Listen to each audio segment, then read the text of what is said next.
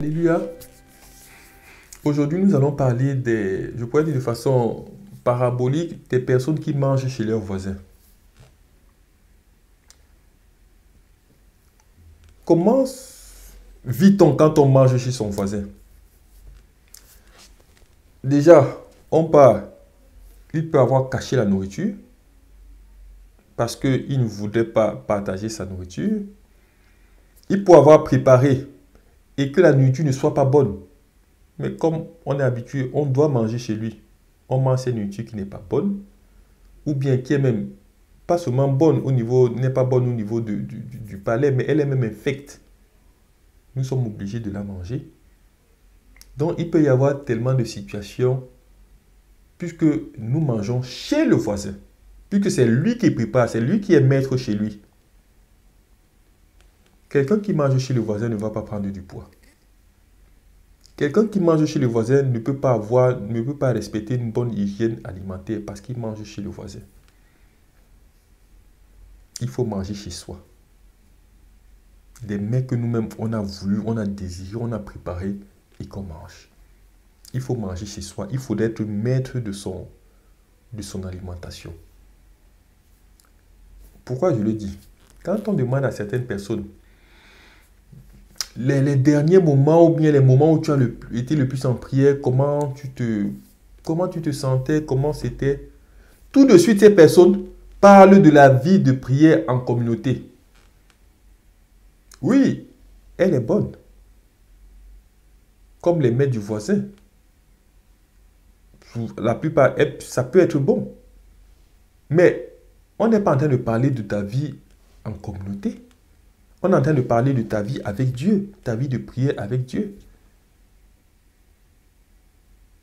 Oui, il m'arrive de lire la Bible, mais la personne est en train de dire quand elle lit la Bible en congrégation, ou bien dans des groupes de prière, ce n'est pas de ça qu'il s'agit. C'est quand est-ce que toi-même,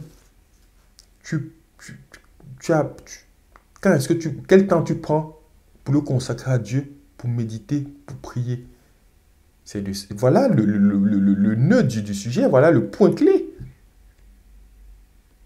Ce n'est pas ce que tu fais en congrégation, mais c'est d'abord ce que tu fais toi-même. Parce que c'est ce qui va t'affranchir. Ce que tu fais en congrégation, c'est normal. Normalement, un chrétien équilibré, ce qu'il fait en congrégation, ce n'est pas 5% de sa vie spirituelle. Ce n'est pas 5%. Quand ça devient 30% de sa vie de prière, il y a un véritable problème. Et malheureusement, même pour certains, la prière en congrégation est 90% de leur temps. Donc, les seules fois où ils savent se prosterner devant Dieu, c'est quand ils sont en congrégation. Là, c'est une catastrophe. C'est une catastrophe. Ce sont des gens, comme on dit, qui mangent chez le voisin. Ils sont obligés de dépendre de l'atmosphère de leurs frères et sœurs pour pouvoir s'élever. Le jour où leurs frères et sœurs ne sont pas disposés, ils ne s'élèvent pas. Et même, c'est des repas hebdomadaires. La véritable communion, la véritable nourriture, c'est quand on est avec Dieu. Là, Dieu nous donne des mets qui nous sont adaptés. Ne pensons pas qu'on peut progresser en basant nos prières, en basant notre vie de prière sur celle de la congrégation et autres. C'est une bonne chose, c'est une très bonne chose. Mais la progression spirituelle est surtout axée sur nos prières individuelles. Et je irai même plus loin. Ce n'est pas nos prières avec nos femmes, nos enfants, nos maris, nos ceci ou cela, ou nièces. Non, c'est des prières seules, individuelles. C'est ces prières étant seules qui constituent notre mets véritable devant Dieu. Le reste, ce sont des desserts, des à côté, des compléments alimentaires. Mais le plat équilibré, c'est sa véritable prière. Donc, juste pour dire quoi? Que chacun de nous commence à s'interroger sérieusement sur sa vie de prière. Que chacun de nous prenne des résolutions pour maintenir une vie de prière.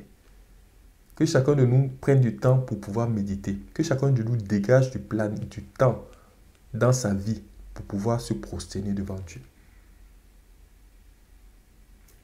Je pense que le message est compris et que nous implorons la grâce de Dieu pour pouvoir le mettre en pratique.